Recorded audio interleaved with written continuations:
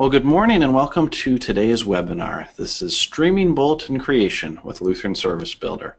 This is an overview webinar that will go over all the core aspects of Lutheran Service Builder and look at it from the angle of making your bulletin creation process quick and efficient and some time-saving tricks. My name is Peter Frank. Oops, there we go. I want to make sure my screen is live. I'm the Senior Marketing Manager for Church Supplies here at Concordia Publishing House. I've been at the publishing house for about 10 years now. Actually, yeah, 10 years this past summer. So I've been involved with a number of different groups. Most recently, before being involved with all of Church Supplies, I was with Concordia Technology Solutions. So you may have seen me do webinars on Church 360 before. I've spent a lot of time with that product. I've also spent a lot of time with Shepherd staff. So when I moved into Lutheran Service Builder about a year ago, or had that added to my my collection of products that I work with, it was a natural fit. So I am fairly new to Lutheran Service Builder in that I did just start learning it last summer, but I've spent a lot of time with our development team working on updates to the product, working on the new version, which we'll talk about in a little bit. So I've got a pretty good understanding of how Builder works and in conjunction with Lutheran worship. So if you need to reach out to me, my contact information is on the screen. Email is the best way to get a hold of me. But my phone number is there as well. It goes directly to this office here. A few housekeeping items before we begin. First off, this will be about a 50-minute presentation. I'm notorious for running a little bit over that, although I will let you go at 1 hour, hopefully on the dot. I do always plan about 10 minutes for question and answers at the end, although we don't always have enough to fill 10 minutes.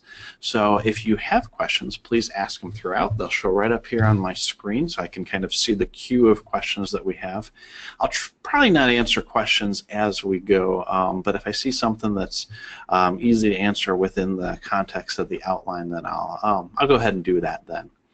We will be recording this webinar, or we are recording this. If you're watching this after the fact, thank you for viewing it. I'm sorry you couldn't attend live, but for those of you who are here live, thank you for being here and being able to interact and ask questions as we go. If you're not familiar with Concordia Publishing House, which I'm assuming most of you are, but just in case, we are the publishing arm of the Lutheran Church Missouri Synod. For almost 150 years, we've been serving the church, whether it's at the congregation level, at the family level, or the individual level. We provide products that share the gospel and assist in sharing the gospel, and that's what Lutheran Service Builder is. It helps you share the gospel through the context of worship. So Lutheran Service Builder is a PC-based software that allows churches to quickly and easily plan services, create custom service folders, export presentations, and conform with copyright requirements. And we'll talk about all of that in more or less detail as we go through it today. Lutheran Service Builder has a really interesting history. It was actually started as an idea during a seminary class assignment. It was developed in 2004 to about 2006 by Bob Lael, who at the time was a seminarian. Now he is ordained, and he is still working on Lutheran Service Builder among many other products here at Concordia Publishing House. You can see the whole story, or almost all the story. We've got one more video coming out in a couple weeks about Lutheran Service Builder, but it's really fascinating to just see how it went from beginning to end. So we released Lutheran Service Builder shortly after the Lutheran Service book was released in 2006, and Service Builder is used by about half of the LCMS, which we're hoping to grow that number as we move online, and that is what we're working on right now. So in early 2018, we'll be launching the online version of Lutheran Service Builder. It looks fantastic. I'm very pleased to be able to see it and preview it ahead of time, and I'm very excited to be able to offer this to our congregations because I think it's going to be a great improvement. So stay tuned. That'll be coming soon. I'm making a few assumptions about you who are here. I've told you a little bit about myself. Now here's what I think you are. I think that you are probably new to Lutheran Service Builder, and that you probably have not had much training, informal training at best. Now, starting this year, we really began to offer a lot of new training opportunities, live webinars. We've got a more detailed help system. So you may have had a little bit more training than just informal, but hopefully this will still be helpful to you. I know that you're probably eager to get more out of Builder. We've got, yes, 17 people here attending live right now and more joining every minute. So obviously you're spending part of your day, so I'm sure you're eager to learn more. And lastly, I'm assuming you're very busy because I've yet to meet a church worker who is not busy. So if you find that you know a lot of this information and your time is better spent doing something else, I completely understand. But my goal is to provide some helpful tips on how to make the bulletin creation process quicker, more efficient, and it should be worth your time. Just landed on the keyboard. Sorry about that. So now is your chance to tell me a little bit about yourself and see if my assumptions are correct. I'm going to share a few polls with you. The first one is to learn a little bit more about your position at the church, your primary role. Everybody seems to wear a lot of hats in the congregation, and so this just helps me contextualize it a little bit more. Looks like we've got about 50% of the people who have voted. It's a pretty big split. Several pastors who are here, several administrators. Looks like we've got just about everybody. So the bulk of the audience are pastors or administrators, but I know there are some others in each of the other three sections too. So thank you very much for being here, and thank you for answering that question. Let's go ahead and go to the next one. We're going to, I'm going to ask if you are currently using Lutheran Service Builder. Because we make this one available to all congregations, whether you're a customer or not, and so it'll help me to understand if you are using it. Looks like we've got almost about a 50-50 split, so that's really good. Well, good. So I'm sure I'll have some questions that are very specific about Lutheran Service Builder and the details within it, and some that are general. So yeah, it looks like a little bit over 50% are currently using Lutheran Service Builder. All right, now here's the fun one. Tell me what, for those of you who are using it, what is your skill level? Do you see yourself as an expert, or are you on the newbie side of things, or somewhere in between? All right, looks like everybody so far is intermediate or novice. That's great. We've got one person who's probably advanced. I'm glad to have you here. All right, we've got, yeah, just about everybody is between intermediate and novice. We got a few newbies who are now voting, so that's good. All right, well, that goes along with my assumptions that you're fairly new. The intermediates, there will definitely be a lot of things in here that you've seen before, but my goal is to provide some helpful tricks and tips that you haven't seen. All right, the last one is more for long-term use for us at the publishing house. Is what lectionary does your church use? And this is, again, the last question. We have had many requests for more one-year lectionary products, and we're trying to find all the one-year churches because I know that it's not the majority in our church body. And as we're seeing here, we don't have a single person yet who said 1 year.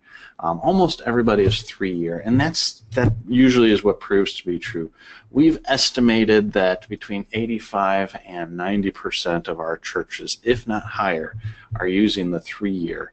And this 87% right now, we've got a couple who are other or don't know. So that proves to go along with our trend. So thank you very much for telling me about yourself. That information is always extremely helpful for me as I present and for us moving forward. So goals for today. Oops. Jumping ahead. Learn the core features of Lutheran Service Builder. With more than half of the attendees already knowing Lutheran Service Builder, that'll be good, so you'll have a core basis. But then we're also going to look at how to plan a service with custom elements and how to do that quickly and efficiently. The goal of Lutheran Service Builder is not to just give you the liturgy out of the hymnal time and time again. We know that congregations often will change things, appropriately change things for their context. So we're going to show how to do that. And then at the end, my goal is that you'll be able to export a simple service folder that can be printed and used for Sunday. And we'll be looking at it for this upcoming Sunday. So the outline will start by actually planning the Sunday service. Then we'll set the standard worship elements. We'll add custom worship elements. We'll prepare the service for print, and if we have time, we'll look at for presentation as well. And at the very end, we'll spend a couple minutes discussing copyright management because that's very important. So let's go ahead and get started. Oops, jumping too far ahead. All right. this is the main screen of Lutheran Service Builder. If you have used this before, you're very familiar with it. I was going to show how to set your lectionary, but since everybody has the 3-year and it defaults to the 3-year, I'm not going to worry about that right now. If you do want to change to the 1-year, it's very easy. It's just in the settings. But we're going to jump ahead and go to the calendar view. This is the best place to start for any service, and what this will do will be to show you the church year calendar. Now you'll notice that there's the colors. That's the liturgical colors appropriate for the season. You have your Sundays after Pentecost, so this coming Sunday, October 8th, will be the 18th Sunday after Pentecost. That's what we'll be looking at, but before that I do want to draw your attention to a few of the special services here. Commemorations, feasts, and festivals will show up here as well. Now, if you are observing one of these special occasions in the church year, so like let's say we'll click on the 20th. When you go to create a service, it will default to what is on that day, but you do have the option to change it to any one of those special occasions within the octave, or as they call it, the 8 days before or after. So Sunday to Sunday is the 8 days. Now, as we look at this week, the 18th, when we click on that to go and create a service, you'll notice that that's the only option, is the 18th Sunday after Pentecost or none if you're not observing that occasion, although I think in most cases you'll choose that. You do have some other special occasions, weddings, funerals, day of national or local tragedy. Unfortunately, that is something that is applicable with what just happened in Las Vegas. But there's a few others on there as well. We're going to stick with the 18th Sunday after Pentecost. And the next step is to jump in to plan the service. Now, before we go there, I do want to call your attention to the notes section. If you want to include additional details about the service, you can put it there. Maybe you have a guest preacher or there's a baptism and you want to make sure to call that out in the notes. You can do that there. But we're going to go ahead and plan this service and take you next to choose an order of service. Now, we'll look at custom orders later on, but I want to draw your attention up here to the top. The orders of service that are available are all the services that are in the Lutheran Service book. And so you'll see the Divine Services right at the top. We're going to use Divine Service Setting 1, although you do have all 5 settings there. If you'd like to learn more about those settings, we have some detailed training webinars that get into that into more detail. There's also the daily offices, some other services like the service of prayer and preaching, one of the new services that have been put into Lutheran Service Book. This is meant for those Sundays when you are not celebrating the Lord's Supper, or maybe it's like a chapel at a school. But we're going to stick with Divine Service Setting 1 for right now, and click OK. So now we are in the service plan mode, and you'll see on the left-hand side in this first column you have the outline of the service, and it's divided into the 3 sections: confession, absolution, service of the word, service of the sacrament. Now you can expand and contract those by clicking the boxes next to that, and anywhere you see that plus minus box you can do that. That's very familiar, I'm sure, to Windows users from a folder structure standpoint, but it helps clean up if once you've completed a section. If you want to hide that, that makes it really easy for you. Now, again, the theme for today is streamlining the process. So using one of these pre-defined settings is one of the quickest and easiest ways to get started, because you see you have everything already laid out. The next thing that makes this very quick is when you're going to these different elements, you have suggestions. So here, the hymn of invocation. On that second column here, and there will be obviously another one over here on the right very shortly, you'll have a list of suggested hymns.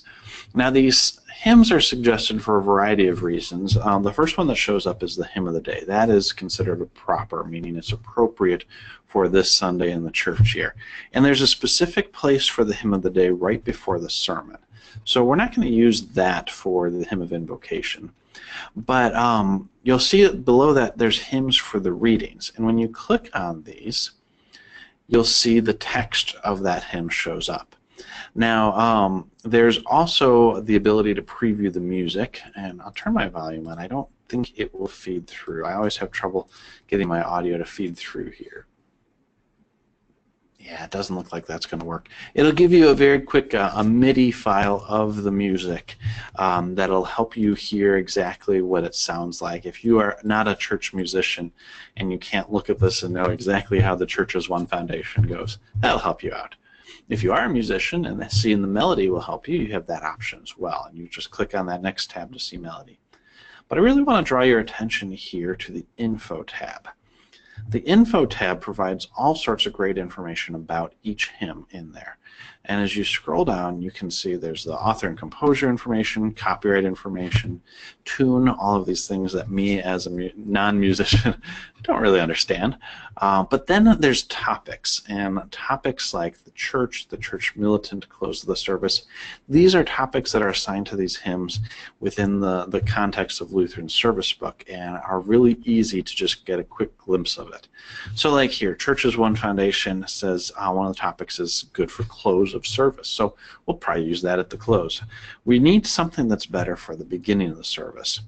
Now, you'll see below that related scripture, and each verse has various related scriptures. This one is just so rich, with each verse having several in here. And down below you also have where they're suggested on which days of the church year, and this one has a lot as well. And so that all of that stuff feeds into what is suggested. You don't have to go searching for all of these because it'll show you hymns for the reading. So what we're going to actually select for our hymn of invocation is Christ as our cornerstone. And that's because not only is the topic appropriate, beginning of the service, but also the verse, one of the readings for today, Matthew 21:42, is one of the references in stanza 1. Now, I want to show you a fun little tool that we've got available. If you go to lutherancalendar.org, you can see that we have the church year in place there. We'll go to Pentecost 18. It's a very similar view to what we were on before. But what lutherancalendar.org provides is a very quick way to get access to these propers. And so here's Pentecost 18, 18th Sunday after Pentecost. You can read through the readings for today. Or for next Sunday. And you can see here one of the readings, the gospel reading, is Matthew 21:33 through 46.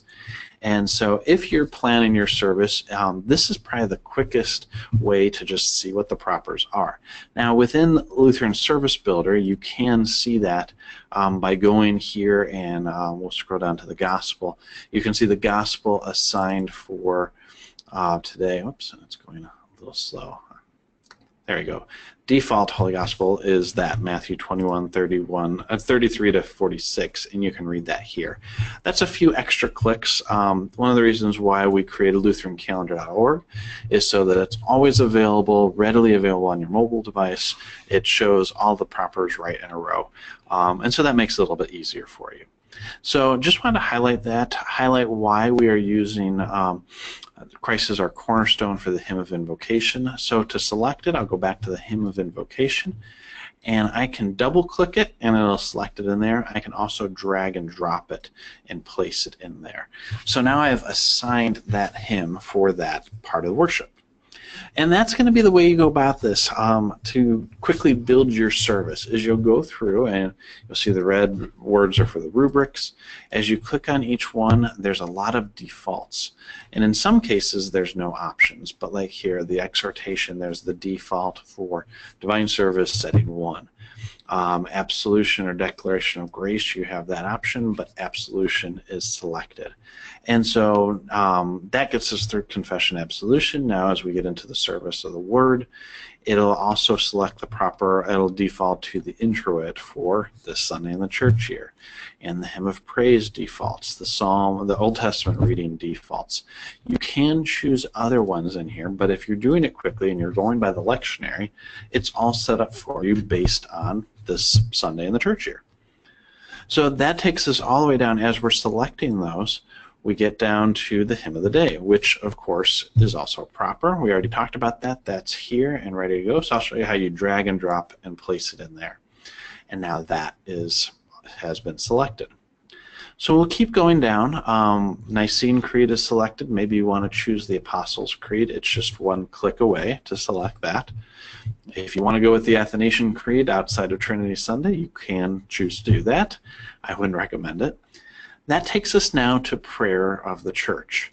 Now, prayer of the church is set aside at this point in the service, but there is nothing in place there for you to do. And that leads me to my next shortcut. The Lutheran Church Missouri Synod, their worship team there, provides prayers of the church for free, available for download. Now, you can go to lcms.org and get that in a Word document. You can subscribe for email updates as well. But what I want to draw your attention to is on Lutheran Service Builder's website, lutheranservicebuilder.com, if you go down to the bottom, there's a download section in the more links. And we make this kind of hidden because it's really only for current customers. If you click on downloads, it will take you to what we call Let Us Pray files. Let Us Pray is the name that the LCMS Worship Office gives. And on a monthly basis, they produce these prayers, and we go in and we convert them to LSB files. And we post them on the website. And if you want, you can subscribe and get email updates when they're available. So we can go here, October 8th, 18th Sunday after Pentecost. We're using the 3-year lectionary. All we have to do is click it, and it'll download. And downloads to a zip file. And when I open the zip file, move it over here, it hide all my links just to not draw attention to those, even though I just said it. There we have October 8th, 2017, Series A. Now all I have to do is double click on that file. I don't even have to export it. And now Builder, you can't see it in your view, but my little icon is flashing. When I go back to Builder now and click on Prayer of the Church, I can go to Write My Own, and that will now show up October 8th, 2017. When I click on that and preview that, you'll see on the far right you have all of the prayers of the church written out in the appropriate Builder format where you have pastor and congregation, and it's tied in with the propers with the today in the church here. And so you can just go ahead and plug that right in. Now, if you want to edit that, customize it, I know that many churches will put in specific petitions. You can do that through what we call My Worship Resources. Up here in the top right, or sorry, top left, Home Actions, the right icon there is My Worship Resources. And it'll show up in Common Elements. Just by opening that file, now we have it in Common Elements. And I can click on October 8th, and I can go in here and modify the text. And the Save button is up here in the kind of the center of the screen, that last collection of icons. So if you want to modify it, you can. And maybe it's just for space, and like here's brief silence. You could delete the spaces around that. Doesn't look as good, but I just wanted to edit something. But you can save that. So now back to the service plan. Here we go. We can go in here and select that, drag and drop it in place, and now prayers of the church have been selected. Now, I don't know about you, but to me that seems like it'll save probably 20-30 minutes of typing these out. I'm guessing that you'll probably have standard petitions that you use on a regular basis if you're not using Let Us Pray, but I highly recommend using that. There's something pretty great about the church at large praying the same prayers on a weekly basis. It just ties us together in that synodical way, that walking together way. So I encourage you to do that. That is an option there, and it's certainly a time saver. All right, we'll continue on down here. You'll see, again, everything that has a proper is already in place. There's a proper preface for the 18th Sunday after Pentecost.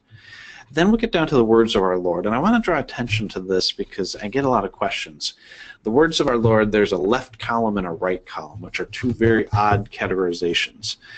If you look in Lutheran Service Book, they don't actually name those sections. There's just two different ways of the order in which these words are spoken. So the left column says the words of our Lord, proclamation of Christ, and then the Lord's Prayer, whereas the right column has the Lord's Prayer first, than the words of our Lord. And so you can choose those, toggle between those, whichever your preference is. Below that, then, is the rubrics related to the distribution after the Pax Domini, Agnus Dei. Then we have the distribution hymns. And we'll select a few more. Again, we've got our suggestions ready to go.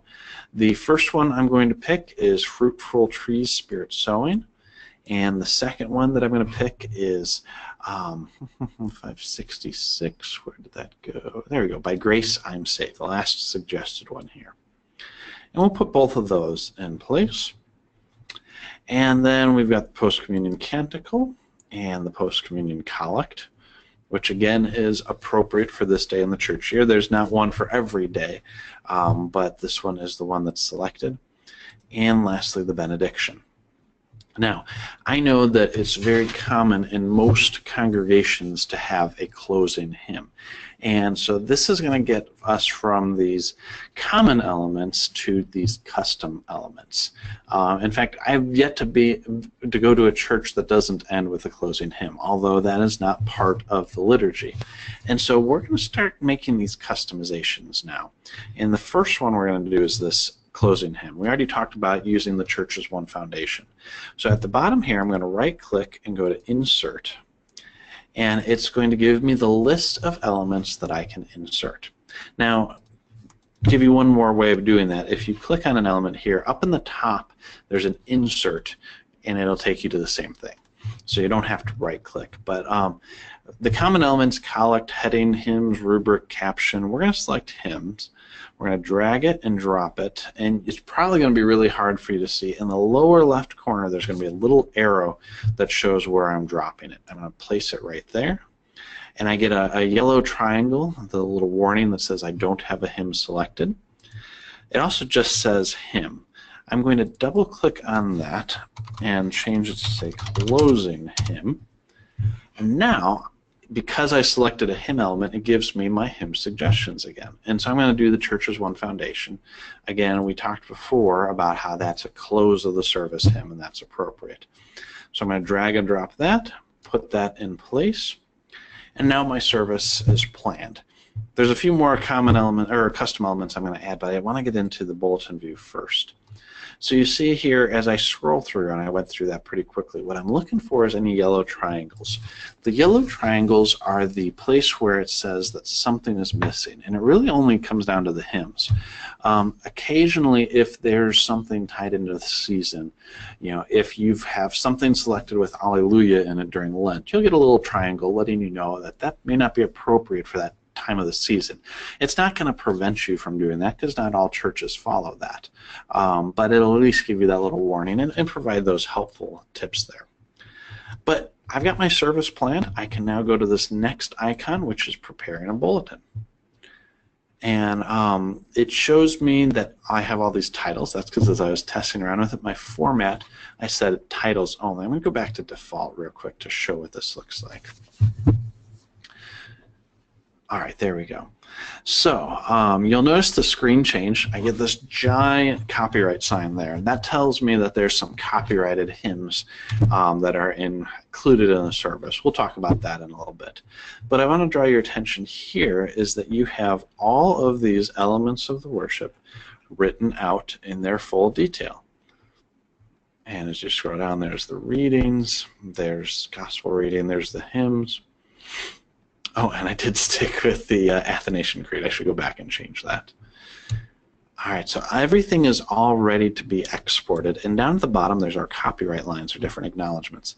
Let me go back here to the plan view. I'll switch out Athanasian Creed because I did not actually intend to stick with that. We'll switch to the Nicene Creed. There we go. But there's a few things that I want to add here. For one of the things that is common at churches is to have some kind of opening sentence. We call it "as we gather." That's what's in Creative Worship, one of our other products, and I'm going to show that here as well. So we want to put the theme of the service at the very beginning is "as we gather." Now, this is kind of a custom text, so we're going to go to My Worship Resources, and we're going to go to Common Elements. We're already there, and click New. Now this new thing, it'll let me name it right from the beginning, so I'm going to put it "as we gather." And it'll put that caption in there too. That's what it's going to say in the bulletin. And I've got a Word document open on my other monitor here. I'm going to copy and paste this so you can see it, so that you're not waiting for me to type this all out. This gives the theme of the service. The vineyard of the Lord of hosts is the house of Israel. Sings Isaiah in the Old Testament reading, and it goes on from there. It's a great way to kind of draw the members of the congregation, those attending, to the theme of the service and help them see how the service and the propers tie back to the readings. So I'm going to go ahead and save that. Now I have this as we gather, and it's got my details. When I go back into the planning view and I go here into insert, at the very bottom we have my custom elements. I've only got these two. We have the prayers of the church and as we gather. I'm going to drag as we gather up to the very top and put that in place there, and you can see it's formatted accordingly. Now, this may change depending on the week of the church. You're probably not going to have the same as we gather every time. In some cases, some churches may do that. You may have a welcome message that's the same every week, maybe a note from the pastor, and you could put that as a common element, or a custom element. Another thing that you could do is to just have like a placeholder custom element for as we gather, where you don't, oops, wrong one, where you don't actually put the full text in, because that's unique by week. And so you could just put insert text here, which means that when you go to export the bulletin, you just copy it and paste it into Word in the export. But for right now, we've included that here in at the beginning of the service. Let's do another one. A very common one would be to have a children's message. That's not part of the liturgy. That's not in Lutheran Service Book, but it's very common in most churches. And so what we're going to do here is we're going to create a new custom element we're going to call children's message. And I'm going to paste in some instructions here. So I'm just going to put all children, oops, I should actually have that be grammatically correct. All children ages 2 to 12 are welcome to come to the front of the church for a special message. This is a great way to kind of put some age limits on it. You don't want high schoolers coming down and sitting on the ground next to your 3-year-olds there. I'm going to italicize this too. This is a text editor, so I can put that in there. You may want to put that as a rubric. That's another way you could do that. I don't know if that's officially the way rubric should be used, but it does work. But in this case, I'm just going to put it as an italicized note so that it has that additional details there. We're going to save that. I'm going to go back to my planning view, and we're going to put that actually right before the Old Testament reading, after the congregation has sit. We're going to do insert and go down to the bottom, children's message. Put that right there, and you can see what it looks like as a preview there. The last thing we're going to do is to insert a communion statement. And I'll show a different way of doing this.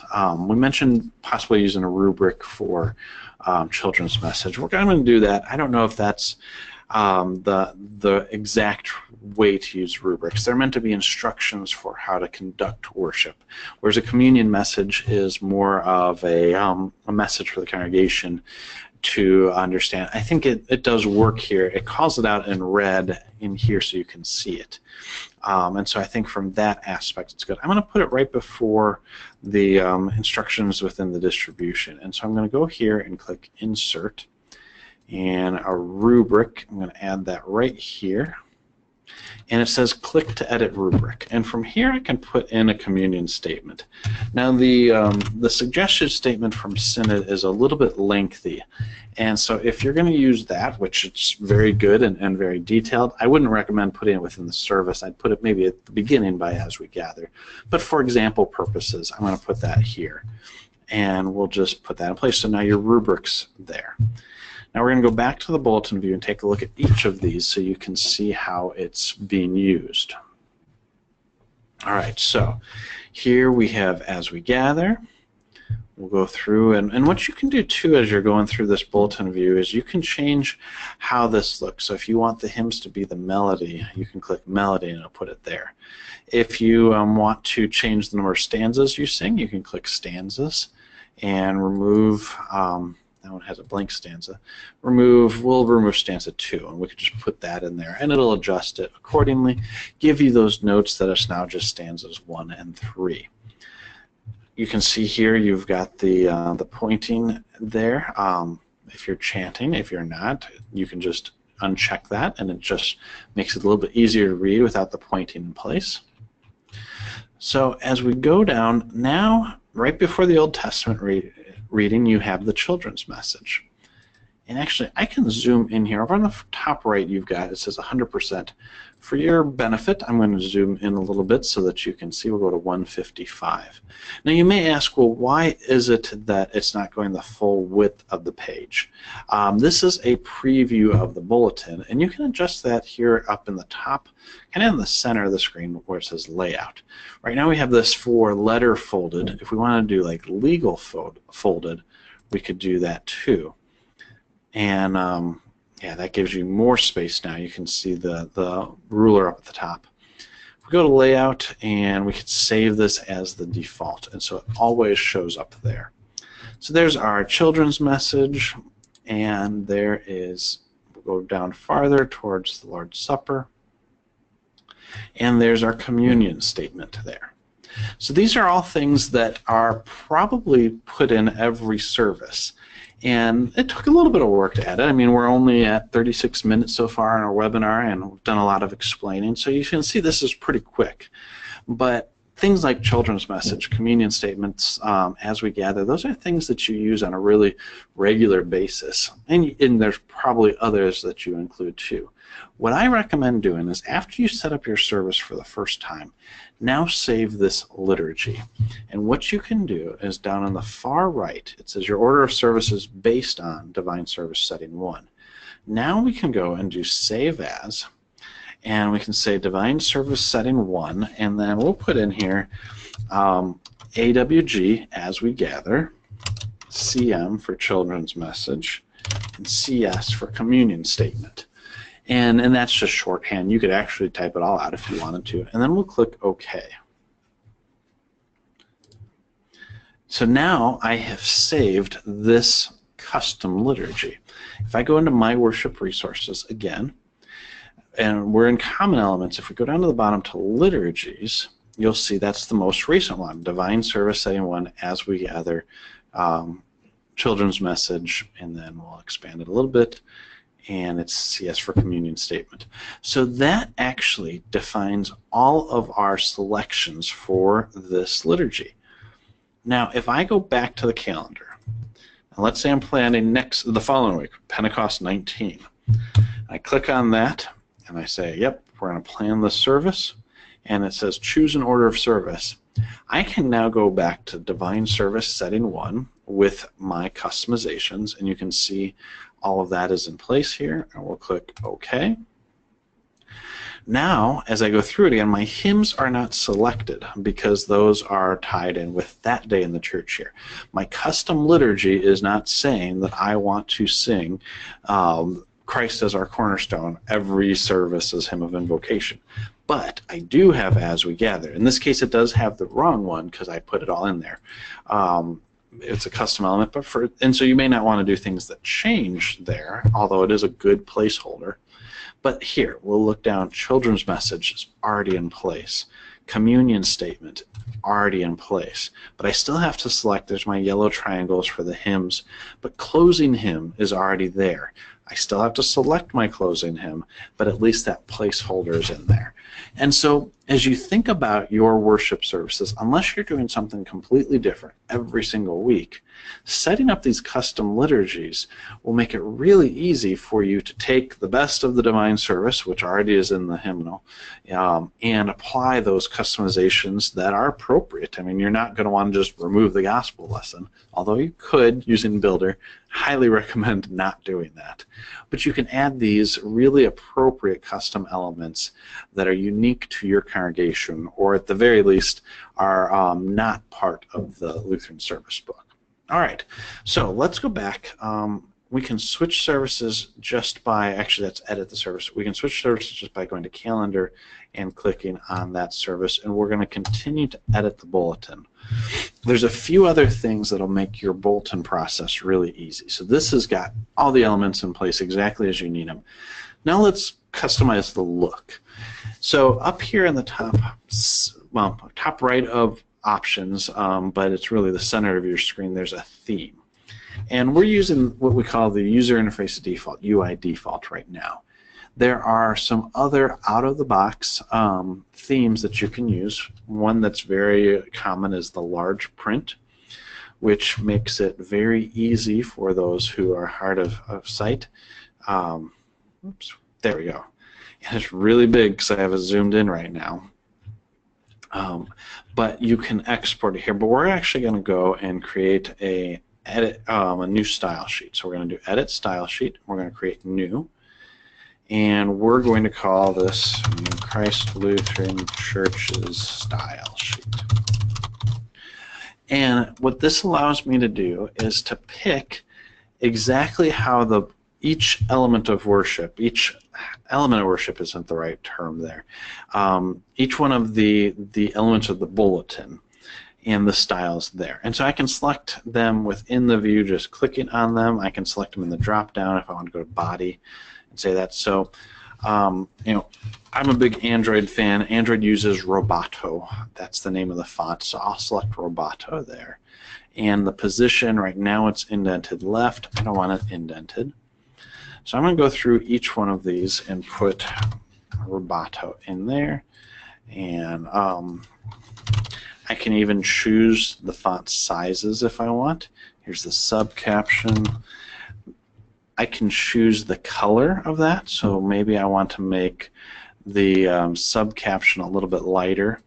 You know, italics doesn't make it hidden enough. And then the headings, Merriweather is one of my favorite. It's a serif font. It's not real serify, but I like that. And I'm going to change the color to be a darker blue. There we go. And then the rubrics should still be red, but I don't want them to be like a blood red. I want them to be more of a sangria red. There we go. So I've made all of these changes. Let's see if there's anything else. Subcaption had copyrights. I haven't changed copyrights to be Roboto yet. Whoops, and I hit enter. Enter will click OK, and it'll go ahead and apply my theme. There we go. And you see Christ Lutheran up here. Now, anytime I can go in and edit that style sheet, and there's a few other things if I want to make it bold, modify the position, maybe I want the headers to be centered. That may be one way of doing it. I could change it to all uppercase. That kind of looks nice. I can add a prefix on there if I wanted to add like dashes, or sometimes cross looks good there. And I'll click OK. And let's go all the way up to the top. Yeah, there you can see it. Maybe not the best design choice. That blue and red don't look fantastic together, but it's custom. It's unique to my church. Now, I will point out that when you get into things like the melody, that will not change based on your style. Those are images that are associated with those hymns, and so you can't change those within Lutheran Service Builder. But all these other ones you can, and you can customize it, and every week you can now go back to that same style. And so now I'm just going to go ahead and save this, and I'll save it to my desktop. So all of these styles as a Word document get saved, and let's go ahead and we'll go to my desktop and open that file up. We'll open that in Word. It's on my other screen. Let me drag it in here. Can you see that? Good. And now I can go and modify this. Now it'll just export everything into a Word file, and so you'll have to take a look at it and see as you go through here if you need to make some changes. So like here we have invocation, and I really want it to say invocation. And so I'll come back in here and put the title on there. To put the title, I just go up here to Content and put the title. So now Invocation's in there, and that's something that I really want to come out of the service, and so I may re-export it. But you can also go through and add different things. So let's say you want to have a title page. I'll hit Control-Enter, and that will put everything in there. And let's say I want this to say the, oops, too many spaces. The 18th, I can't type today, Sunday after Pentecost. And the theme has to do with the vineyard, the parable of the vineyard, and so I'll insert an image. Oops, go to Insert, Pictures. Everything's running slow because I'm streaming this. All right, so I have a picture already set aside for this. This also comes from our Creative Worship, and so I can put that in there. If I wanted to put, you know, Christ Lutheran Church or fictional church, I could do all of that. All of these final things are unique to your congregation. They're part of the bulletin, and that bulletin is really different than the service folder. If you will. The bulletin often has news and notes. The service folder is what contains the liturgy. And so the service folder exports here. You can add bulletin elements to it throughout, but it's all ready to go for you. All right, let's take a look. We've got a few minutes left. Oops, let me go back in here. There's also a presentation view. And so when I click on this projector icon here, it'll take me to the presentation view, which now has divided my entire service into different slides. And we have a theme already in place. We call it the LSB Iron theme. It's okay. I don't love it. I want something a little bit more in tune with my congregation. So I've already started this, what we call Epiphany Green. I created this when we were doing Epiphany, but I could always, let's go ahead and edit the slides. We could just rename this to Christ Lutheran Church. Call it green. And see here I can go through and, like I mentioned, I like Roboto. I can change each of these elements to Roboto. Oops, I hit enter. I shouldn't hit enter. All right, so go ahead and select each one. And this way the styles match the bulletin. Now the background image, you'll notice there's this beautiful background image. We call this digital pyramids. This comes with Creative Worship as well. But you could put any background image that you have the rights to use there. But you would select that under the background and go and apply it to that image. And then positions, fonts, all of that is tied to the different elements within here, the style elements. All right, we're going to click OK, and it'll update my document a little slowly. Again, my computer's running slow because I have too much going on. And then I'm going to go to Layout, and I'm going to add in some margins there. I feel a little cramped with it all the way up to the edge. Just 20 pixels. I'm going to switch it to 50, save that as the default, and click OK. Yep, everything's going slowly. Thank you for your patience. All right, so now as I click in here, it'll adjust and make those changes. I have to click on a different slide to move to the next screen. So there you go, and now I can save this to PowerPoint, and I can save it, and I can make edits after that in PowerPoint as well, and there may be some things we want to change. But this theme, the style, is exactly this what I want, and I can use that time and time again.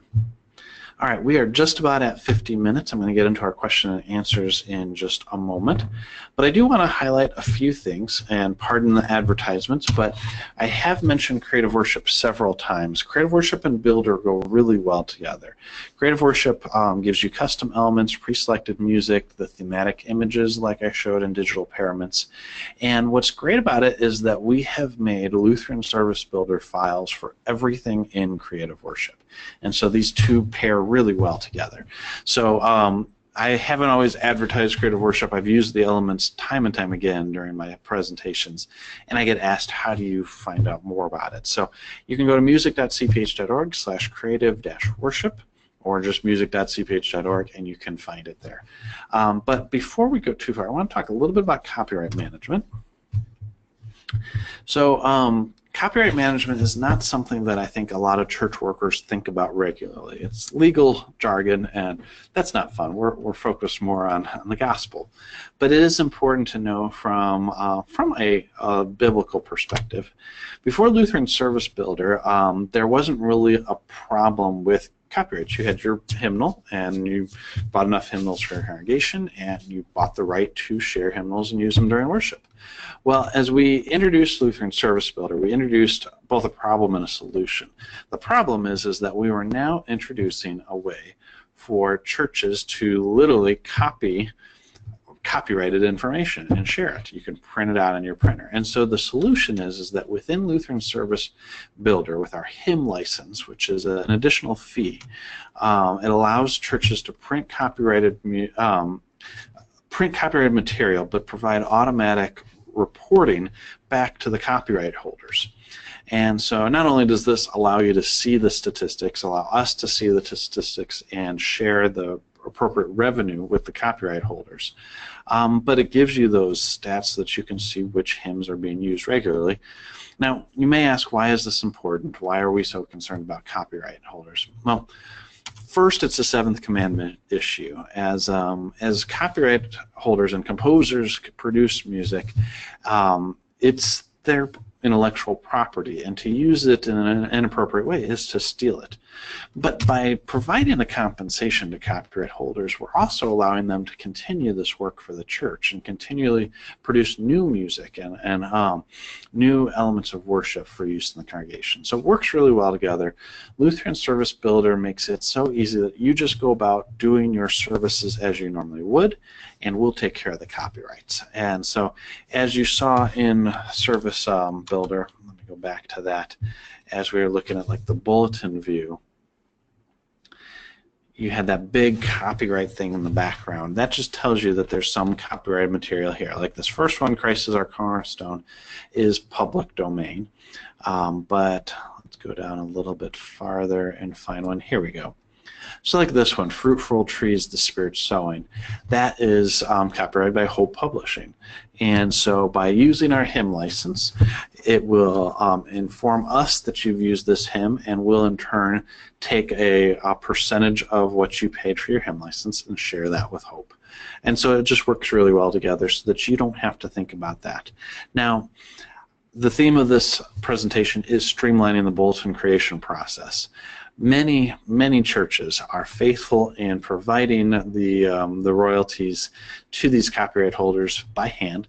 They will manually report to these publishing houses, and that's good and proper and appropriate, and it takes time.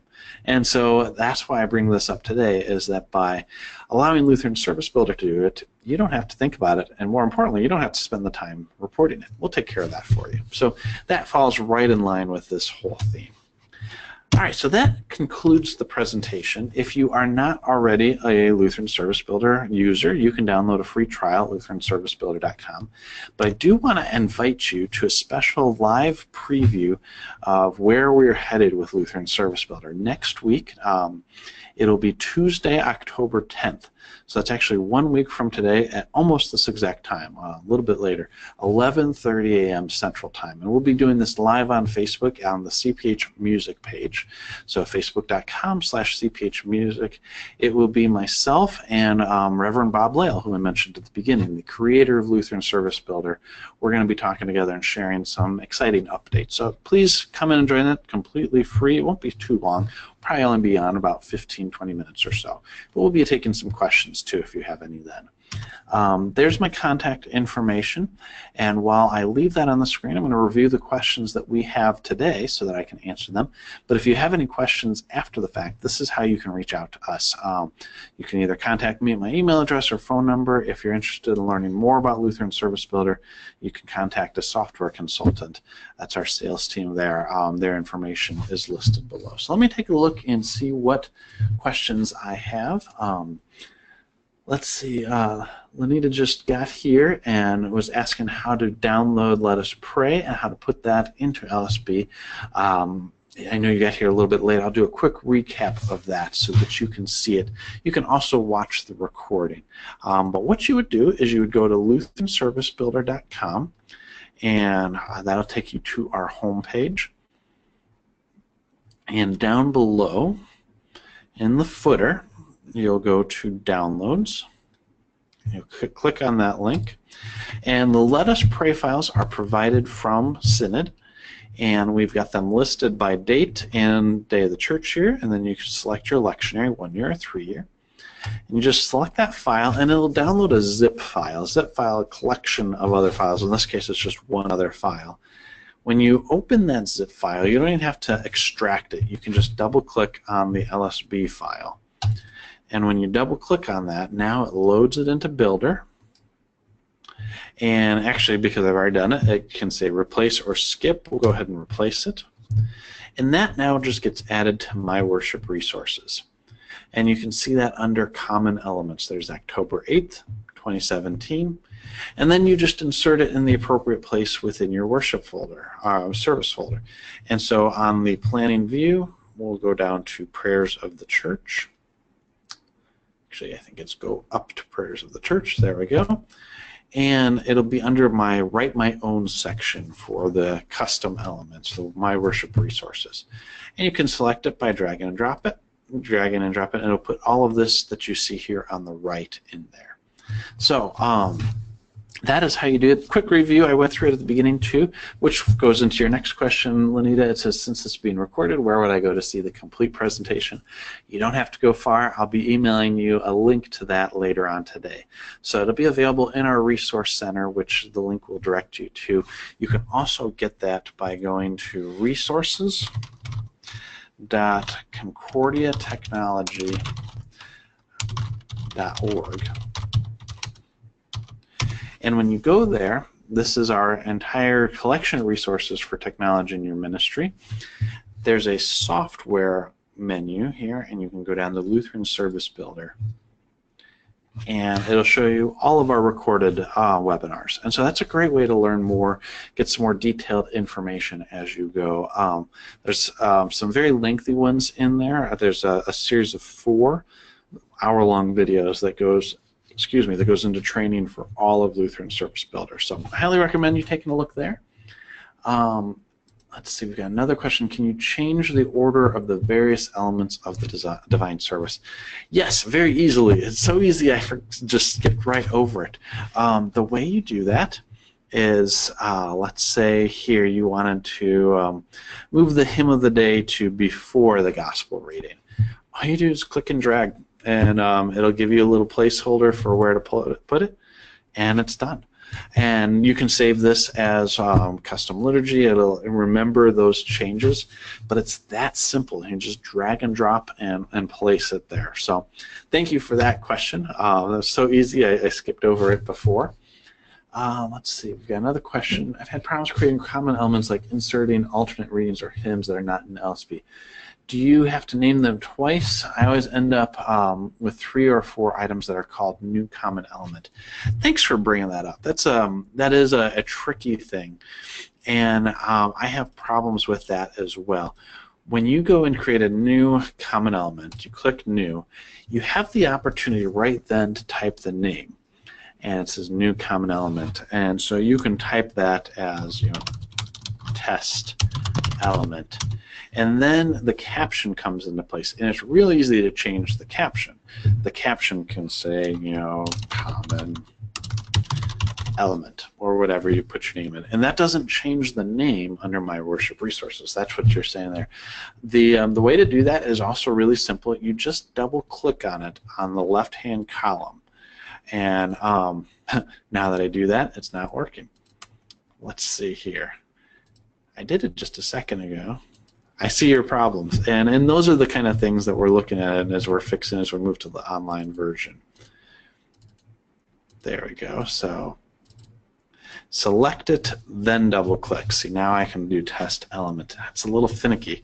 I absolutely see why you're having trouble. I've had those same troubles before. So now we can change it and call alternate reading and click enter. That doesn't change your caption, but yeah, that is really tricky. Yeah, as I click, for whatever reason, I'll talk to our programmers about that too. It'll definitely be fixed in the new version. The way you go about changing the names, since it'll be written using web technology, is a little bit simpler. But yeah, that's weird that I can't double click on it now. So when I go back to the planning view and go to My Worship Resources, now when I double click it, it works. So that's a weird workaround, but it will work. So if you double click and it doesn't open, click back on the planning view, go back to My Worship Service, kind of resets that page. Then you can edit it. But yeah, that's goofy. Thanks for bringing that up. I'm glad I've at least got a workaround solution for you, but yeah, that's kind of goofy. And then your next question there, are those new elements searchable? WR was asking that. Yes, they are, as you go in here. So as depending on what you've selected, it will filter down your view. But if you go and do insert and go to insert a new element, it'll show you all of those things. So if we type in children, give it a second, it'll show everything. Then you can go into elements, and it still shows you all of the different ones, but you do have your common elements at the top. So it's just a matter of putting in the right query. So actually, let's put in something else. We've got ages in there. If I type in ages and I highlight over it, it'll show where within those common elements it's used, so like all children ages 2 to 12. So you can search in both ways. You'll get a lot of results. I recommend switching it down to show elements, and then that will show your custom elements and things that you can add. So good. I'm glad that worked for you. That is the end of our questions and also the end of our time. So I'm going to wrap up here. Once again, I'll go back into our my contact information. If you need to reach out to me at any time, please feel free. But with that, I'll close up by saying thank you again for attending and have a great rest of the day. Bye.